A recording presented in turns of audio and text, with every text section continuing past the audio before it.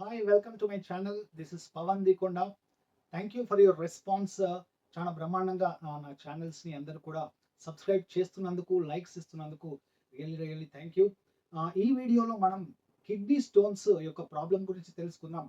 Kidney stones ఎందుకు తయారవుతాయి, వాటిని మనం ఎలా నివారించవచ్చు, సో అయినా కిడ్నీ స్టోన్స్ నుంచి మనం ఎలా విముక్తి పొందవచ్చో ఈ వీడియోలో మనం తెలుసుకుందాం. ఈ ప్రాబ్లమ్ని మనం 4 పార్ట్స్లో తెలుసుకుందాం. అసలు ఆ ప్రాబ్లం అంటే ఏంటి, దాని యొక్క సిమ్టమ్స్ ఏమొస్తాయి, దానికి కారణాలేంటి, మరియు 4వది ట్రీట్మెంట్ ఏంటి. ఈ 4 భాగాల్లో మనం కిడ్నీ స్టోన్స్ గురించి విపులంగా డిస్కస్ చేద్దాం. ఫస్ట్ ఈ ప్రాబ్లం ఏంటో మనం తెలుసుకుందాం. Kidney stones. స్టోన్స్ అంటే ఏంటి యాక్చువల్గా? స్టోన్స్ అంటే రియల్గా బయట మనకు కనిపించే స్టోన్సా? కాదు కాదు. సో కిడ్నీ స్టోన్స్ అంటే ఏంటంటే మన రక్తంలో మలినాలు ఎక్కువై మూత్రంలో ఆ మలినాలు బయటకు వెళ్ళక మూత్రం చిక్కబడి ఆ మూత్రంలో తయారయ్యే టాక్సిన్స్ అన్నీ కూడా ఒక స్టోన్ లాంటి ఫార్మేషన్ తయారవుతుంది, రైట్? సో గట్టి పదార్థం తయారవడం వల్ల దాన్ని స్టోన్స్గా పేరు పెట్టడం జరిగింది. సో మీరు బయటకు తీసి చూస్తే అది కంప్లీట్గా స్టోన్గానే ఉంటుంది. సో ఈ స్టోన్స్ మనకు కిడ్నీలో తయారు కావచ్చు, లేదా కిడ్నీ నుంచి కిందికి వెళ్ళే ఆ యురేటర్లో తయారవచ్చు, లేదా కింద ఉండే యూరినరీ బ్లాడర్లో మూత్రం ఎక్కడైతే జమ అవుతుందో అక్కడైనా కూడా ఈ కిడ్నీ స్టోన్స్ అనేటి ఫామ్ కావచ్చు. సో ఇది చాలా చాలా పెద్ద ప్రాబ్లం. ఒకసారి వచ్చిందా దాని నొప్పిని ఎవరు కూడా భరించలేనంతగా ఆ ప్రాబ్లం ఉంటుంది.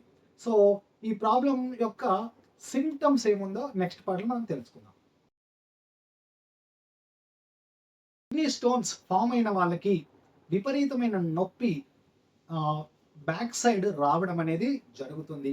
సో జనరల్గా కిడ్నీలు ఎక్కడైతే ఉంటుంటాయో ఈ 2 భాగాల దగ్గర వెనకాల మన వీపులో ప్రాబ్లమ్స్ స్టార్ట్ అయ్యి నొప్పి స్టార్ట్ అయ్యి అక్కడ నుంచి ఈ ముందుకి కూడా నొప్పి అనేది వస్తుంది. ఈ పెయిన్ అనేది చాలా క్రూషియేటింగ్, అంటే కుచ్చేదిగా ఉంటుంది, చాలా తీవ్రంగా ఉంటుంది, కూర్చొనివ్వదు, పడుకోనివ్వదు, నిల్చొనివ్వదు. అంత సివియర్ పెయిన్ అనేది ఖచ్చితంగా ఉంటుంది.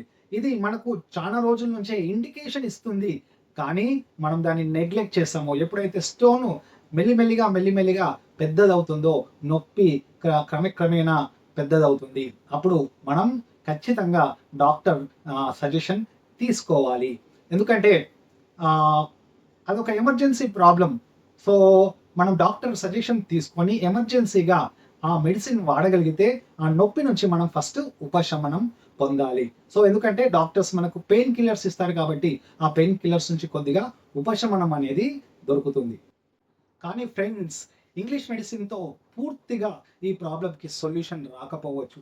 ఎందుకంటే ఇంగ్లీష్ మెడిసిన్లో మనకు డాక్టర్స్ ఇచ్చేది యాంటీబయాటిక్స్, పెయిన్ కిల్లర్స్, ఇవి మాత్రమే మనకి ఇస్తారు కాబట్టి యాంటీబయాటిక్స్తో ఆ స్టోన్ చుట్టూరా ఉన్న ఇన్ఫెక్షన్ పోతుంది. అండ్ పెయిన్ కిల్లర్తో కేవలం పెయిన్ని మాత్రం తగ్గించగలుగుతాము, కానీ ఆ స్టోన్ని పూర్తిగా కిడ్నీ నుంచి రిమూవ్ చేసే అవకాశం ఉండకపోవచ్చు. ఇంకో ప్రోడక్ట్ కూడా ఇస్తారు వాళ్ళు, ఏంటంటే ఆల్కలైజ్, అంటే మన బ్లడ్ని ఆల్కలైన్గా చేసే ఒక లిక్విడ్ కూడా ఇచ్చే అవకాశం ఉంటుంది డాక్టర్స్. సో వీటి ద్వారా స్టోన్ యొక్క నొప్పి నుంచి మనం బయటపడగలచ్చేమో, కానీ పూర్తిగా స్టోన్ని మన కిడ్నీ నుంచి రిమూవ్ చేయడం దాదాపుగా అసాధ్యమనే చెప్పవచ్చు. నేను నా కేస్ హిస్టరీలో ఇన్ని సంవత్సరాల్లో నేను చూసింది, ఇంగ్లీష్ మెడిసిన్తోని కిడ్నీ స్టోన్స్ అనేటివి పూర్తిగా రిమూవ్ కావు. కేవలం వాటి యొక్క సైజు కొద్ది మాత్రంలో తగ్గి అవి ఒక మూలన కిడ్నీలో ఒక మూలన కూర్చొని సంవత్సరాలుగా దాంతోని పేషెంట్ జీవిస్తుంటాడు. ఎప్పుడైతే మళ్ళీ మూత్రం చిక్కబడి కాన్సన్ట్రేటెడ్ అవి అది సైజ్ పెద్ద అవుతుందో మళ్ళీ ప్రాబ్లం తయారవుతుంది. సో పర్మనెంట్ సొల్యూషన్ ఉండకపోవచ్చు, రైట్? పూర్తిగా పోదాం కాదు, చిన్న చిన్న సైజులు 2mm, 3mm, 4mm ఉంటే అవి సన్నబడి మూత్రం నుంచి బయటకు వెళ్ళిపోవచ్చేమో, కానీ పెద్ద సైజులో ఉండి 10mm, 11mm, 15mm ఆ సైజులో ఉన్న వాళ్ళకి కిడ్నీ స్టోను ఇంగ్లీష్ మెడిసిన్తో పూర్తిగా కలగకపోవచ్చు, రైట్? కానీ దీనికి సొల్యూషన్ మన ప్రోడక్ట్స్తోని 100% వస్తుంది. నేను నా హిస్టరీలో ఇన్ని సంవత్సరాల్లో కొన్ని వందల మందికి ఈ కిడ్నీ ప్రాబ్లమ్స్, కిడ్నీ స్టోన్స్ నుంచి బయటపడేయగలిగాను మన ప్రోడక్ట్స్తో. ఓకే, సో దీని యొక్క కాసెస్ ఏందో ఇప్పుడు మనం చూద్దాం.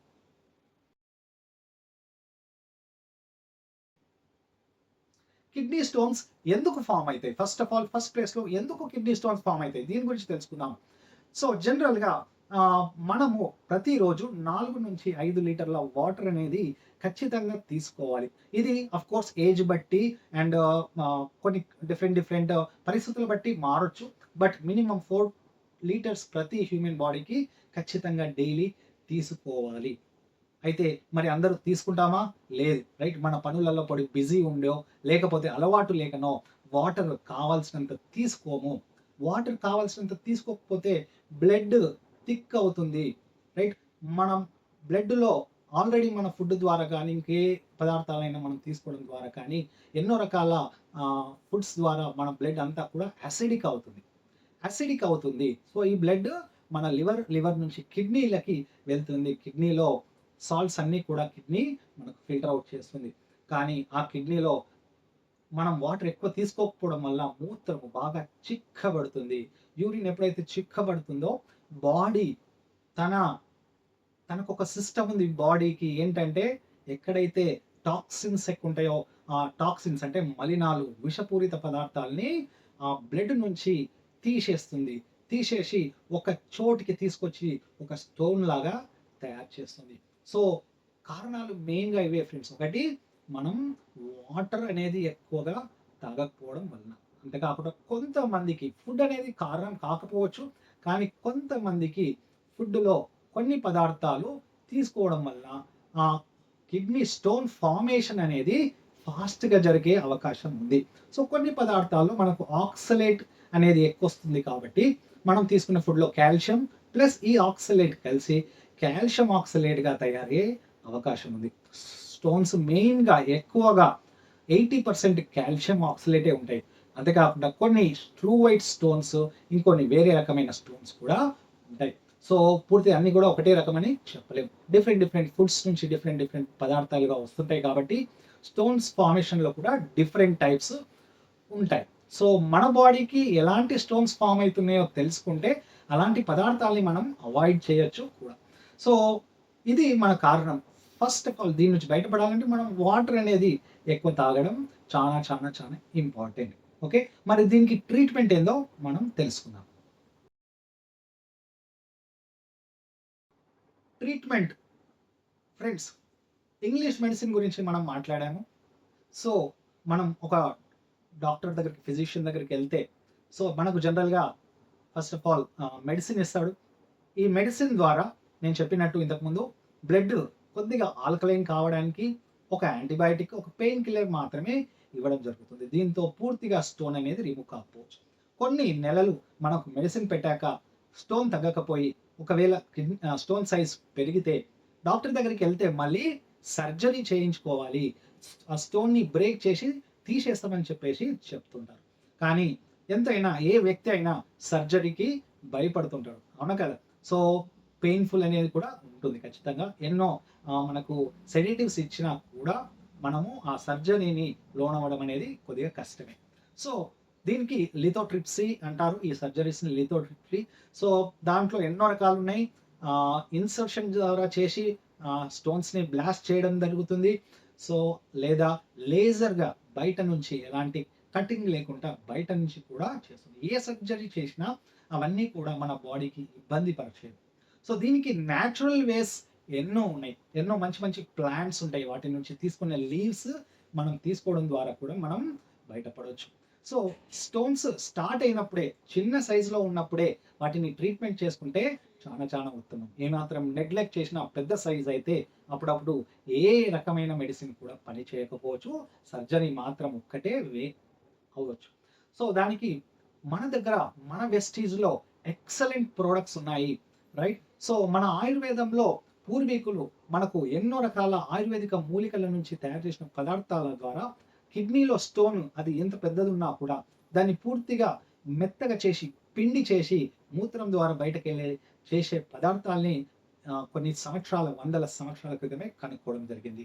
సో, అలాంటి పదార్థాల నుంచే మన వెస్టీజ్ కంపెనీ మనకి టాబ్లెట్స్ రూపంలో వాటిని తయారు చేసి ఇవ్వడం జరుగుతుంది. సో, మన దగ్గర ఒక 3 ప్రొడక్ట్స్ మెయిన్‌గా ఉన్నాయి. ఈ 3 ప్రొడక్ట్స్ మనం తీసుకోవడం ద్వారా నియర్లీ 15 ఎంఎం నేను ట్రీట్మెంట్ చేసిన దాంట్లో 26 స్టోన్‌ని కూడా కరిగించడం జరిగింది ఫ్రెండ్స్. సో, అంత బ్రహ్మాండమైన రిజల్ట్స్ ఈ ప్రొడక్ట్ ద్వారా మనం పొందుతాం. సో, మరి ఒకసారి ఆ ప్రొడక్ట్స్ ఏందో మనము తెలుసుకుందాం. రైట్. ఫస్ట్ ప్రొడక్ట్ వచ్చేసి కిడ్నీ హెల్త్.